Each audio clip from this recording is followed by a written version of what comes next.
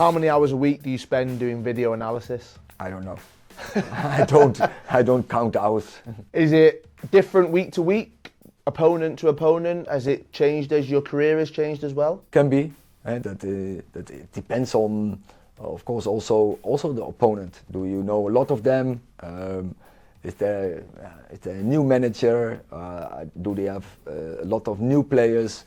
In Europe, you not always know everything from all the opposition. So then you really have to do more work to gather all the information. So you can't say that's the pattern for every game. But there are also teams that they have a clear philosophy, clear game model is always the same. Then you spend less time. Is there a period of the season you find the most difficult as a manager? I think always the start of the season. That is the most hard time for every manager, but for every team to come into speed. New players, you have to integrate, you have to come into the season, and once everything is settled down, then season is going. But then of course it's depending on the performances, the levels and the results. That's also clear. But I think the start of the season, the first games, is always the most difficult period. What time do you arrive at the training ground on a typical day? I would say 7:45. And is that every single morning you know you're going to be here? Of course, now that depends of course of if we have a morning session or if we have an afternoon session. But when we have a morning session, I arrive here around 7:45. How do you devise the training plan for Manchester United? How far in advance do you think about specific training?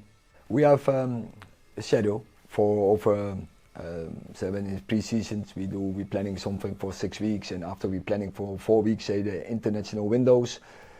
But in more specific, we go from day to day. Which day do you start preparing for the weekend opposition? Depends also. If we have a 1 week slot or we have 3 days after or 4 days after. Of course, when you have a 1 week, it can be a little bit later on in the week. When you have a 3 day slot, then after every game is finished, you go up into a next game. And how difficult is that when you have a midweek game, you've got a big game at the weekend, and you've got to reset, and the players have got to play a completely different team?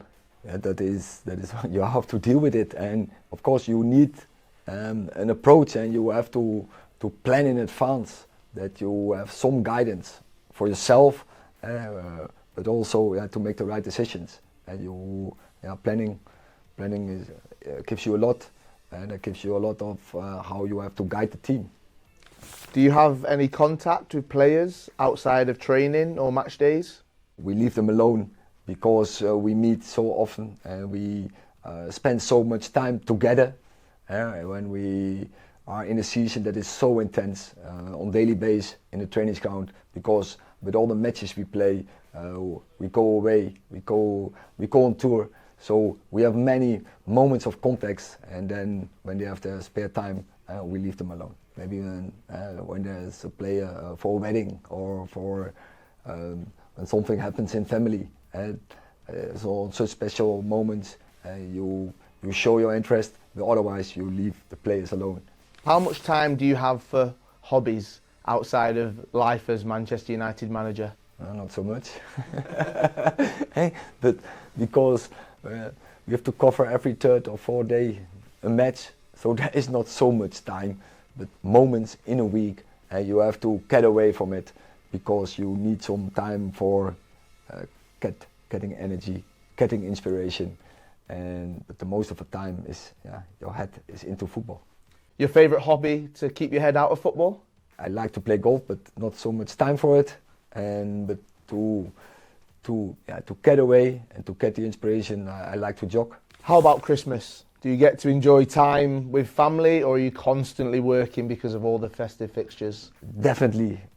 We have so many games in that period that I have to do what the team expect me to do. I have to prepare them well, so I will not lose time on family occasions where I have to prepare the team. But you cannot do 24/7 only thinking about game, training, preparing, meetings around Christmas. It's a busy period, but it's definitely also time for your family and have some time for relaxation together. How many meetings do you have on a daily basis at the club, and who are they with? Every day we start with the staff meeting and we end up also every day with the staff meeting. How often do you meet with the club leadership? Every day. Every day I'm talking with the sporting director, with the technical director, so we have very short connections. What is your schedule on a home match day from breakfast all the way through to kick-off? It is not a clear routine. That it depends what we still have to cover. What I still have to drive into the team, and sometimes it's a lot, sometimes it's less, and so that then also has an influence on how the day will flow. And so not a specific routine I have. How about the night before? Do you struggle to switch off and go to sleep before a big game? Sometimes.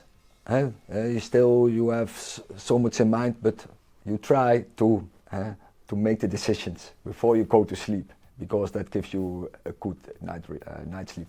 When do you choose your starting 11? Also not a specific routine, but most of the times I make the decision a day, 2 days before, and not on the day himself anymore.